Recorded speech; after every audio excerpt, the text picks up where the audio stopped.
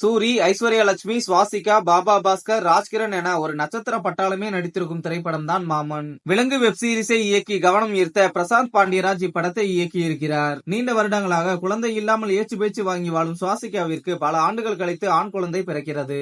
அவனை தன் மகன் போல பாலும் தேனும் ஊட்டி உருகி உருகி வளர்க்கிறார் தாய்மாமன் சூரி.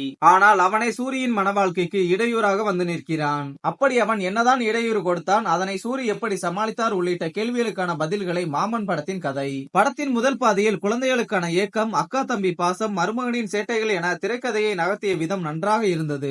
இரண்டாம் பாதியில் லட்டுவை சூரியிடமிருந்து பிரிக்க அவர் வைத்த காரணம் இன்றைய காலத்திற்கு ஏற்புடையதாக இருக்கிறதா என்ற கேள்வி எழுகிறது. ஒரு டீச்சராக இருந்து கொண்டு மகனின் குணநலன்களை கவனிக்க முடியாமலும் அவனுக்கு மருத்துவ உதவி தேவை என்றவுடன் கொந்தளிப்பதும் நம்பகத்தன்மையாக இல்லை. இந்த சிக்கல் அங்கு மட்டுமல்லாமல் இரண்டாம் பாதியின் பல இடங்களில் பரவி கிடக்கிறது.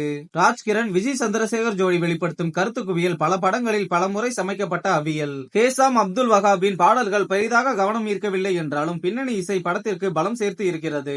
தினேஷ் புருஷோத்தமனின் ஒளிப்பதிவு படத்திற்கு தேவையான வெளிச்சத்தை கொடுத்து இருக்கிறது.